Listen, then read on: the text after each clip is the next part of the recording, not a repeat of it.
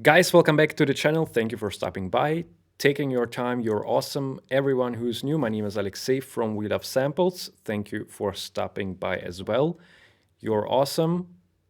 Welcome on board. So today I would like to answer a question from my private Facebook group.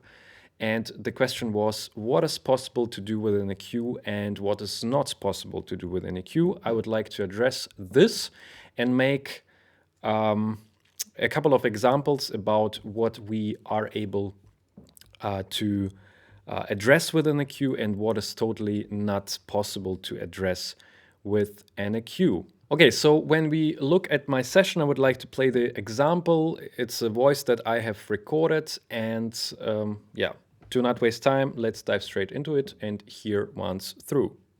Ladies and gentlemen, welcome back to the We Love Samples show. Today we are going to discuss what is possible to do within a queue. Let's go. Okay, so the first thing that I would like to address here, what we could do in order to improve the recording, that this sample that I have recorded, is to apply a low cut filter.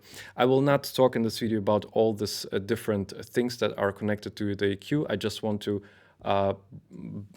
go briefly over and give you a perspective what is possible to do within the EQ or not. This video is not about how to use an EQ, from all this basics. So the first thing, when we play back again this recording, ladies and gentlemen, welcome back. You see to the here We Love on this Samples show. Today left side, we do going have to discuss frequencies what is that possible basically to do we don't have to have in this recording. So what I do is I just make a more steeper low cut.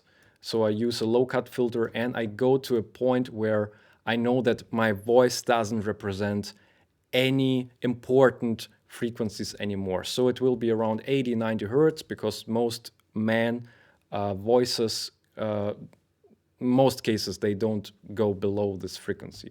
So let's hear again. Ladies and gentlemen, welcome back to the We Love Samples show. Today we are going to discuss what is possible to do within a queue. Let's go. So what we do here is basically we just make this recording a little bit more cleaner because we don't need the slow rumble. The next thing I would like to address is the bell filter. The bell filter is another form when we use EQs. It's another form of filters that we use in EQs. And here we use it to tame frequencies down that are too high in volume during the recording, and as well to make the recording a little bit more balanced. So we want to balance out the recording to reduce frequencies that basically this recording doesn't really require as much as when we recorded this voice. So ladies and gentlemen, welcome back to the We Love Samples show. Today we are going to discuss what is possible to do within a queue. Let's go. Okay, so we see here the Pfeffer filter. The analyzer shows that we have a lot of 348 hertz here as the peak. We do have as well 580. We do have as well 237. As a general rule, I would just make two bands of around 250 or 40 and 580 we had. So one bandwidth, so one area of this spectrum, frequency spectrum, is basically for boomy frequencies. So a lot of times at around 200 hertz, 250, 300 hertz, we have boomy frequencies. Sometimes as well 150, again, depends on the signal. I don't like to use perfect frequencies in order to. It's always depending on the situation, on the microphone, on the as well on the room, on the instrument, obviously. So there are many factors. So I talk always about areas, right? So here we just make sure that we turn it down to 3, 4 dB, something like that. The same we will do with this area. Turn it down a little bit. And when we play it back, ladies and gentlemen, welcome back to the We Love Samples show. Today we are going to discuss what is possible to do within a queue. Let's go. Ladies and gentlemen, welcome back to the We Love Samples show. Today we are going to discuss what is possible to do with an EQ. Again, it's an example. I would like to listen to my voice during the recording, but what you still hear is that the recording, if you use headphones, obviously, please do so in these videos when I do talk about those types of things. It will benefit you in order to hear those changes better. So what happened here is we reduced a lot of energy from the voice because I was really, really close to the mic, which is not always the perfect situation when we do record sounds or voices in general. So I had a lot of energy there, and I wanted to reduce this energy by using a low cut filter and the bell filter. So the number 3 is what I would do here is when I play it again back and we see what happens in the higher end of the frequency spectrum. Ladies and gentlemen, welcome back to the We Love Samples show. Today we are going to discuss what is possible to do with an EQ. Let's go. Okay, so as you saw, we haven't had a lot of high end in the recording. It's again due to the position that I recorded before.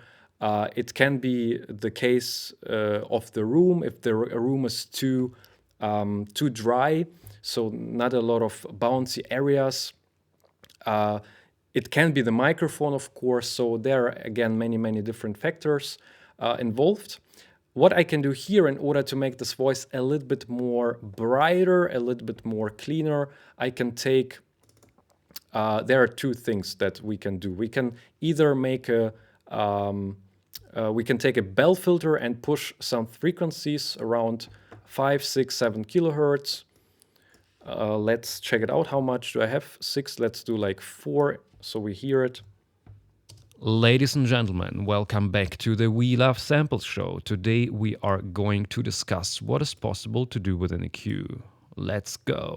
So it already improved. The only thing that I would say here at this point,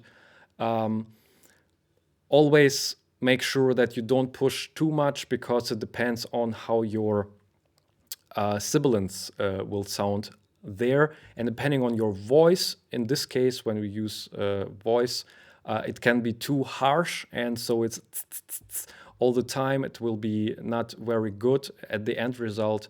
So use other areas where your sibilants are not in the frequency spectrum. So work around that basically. And another possible way what we can do is we can make not the bell filter, we can use a high shelf. So we make the bandwidth a little bit more broad, so we affect not only a specific, but we go more into this natural kind of EQ feeling, right? Like analog EQs, right? So we can make a slope of 6. If we make it 18, you see it will change. If we have 30, it will change. But we make like 6, so we make it a little bit more natural. And let's push it a little bit more, like 6 dB, and here again, and AB. Ladies and gentlemen, welcome back to the We Love Samples show. Today we are going to discuss what is possible to do with an EQ. Let's go. Ladies and gentlemen, welcome back to the We Love Samples show. Today we are going to discuss. You see a lot of things happen when we apply those types of techniques in the EQ. So what we learned today basically, in this example, we used a low cut filter. So we tamed down all those unnecessary frequencies where the voice is not represented anymore. The second was the bell filter, where we tamed down all the frequencies that were too high in gain. And again, depending on what you want to achieve with this result, it depends obviously what kind of area you use, right? So this is one important factor. Another thing that we used as well is the high shelf that I showed you right now. So these are the 3 major things. Okay, we are still at what is possible to do with an EQ. What is possible to do with an EQ? I play again a sample. This is the same sample, but I added a noise, specific noise. Ladies and gentlemen, welcome back to the We Love Samples show. Today we are going to discuss what is possible to do with an EQ. Let's go.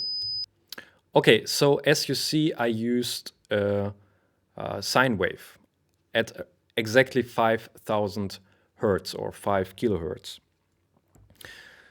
Imagine, it's an example, but imagine you record something, your voice or another instrument, and something during the recording happens with the room.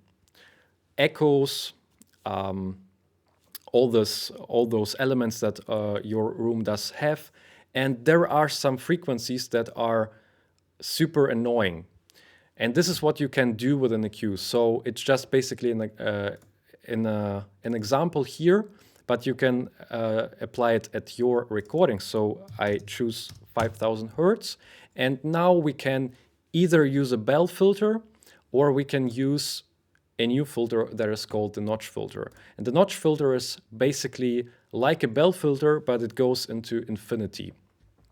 So it's super, super steep and goes like beyond what we can basically hear. So here I would like to, let's play it back because I leave the Q width at like the setting, standard setting. Ladies and gentlemen, welcome back to the We Love Samples show. Today we are going to... Okay, and now I make the B, I go to A back, I copy, go to B, and I adjust here, like let's make it 5. So I make it more narrow. And now I go back to A, and we hear a comparison between the broader notch filter and the narrow filter. to discuss what is possible to do with an EQ. Let's go. Ladies and gentlemen, welcome back to the We Love Samples show. Today we are going to discuss what is possible to do with an EQ. Let's go. So what we heard is if it's too broad, we affect the voice more. If it's too narrow, we don't affect the voice anymore.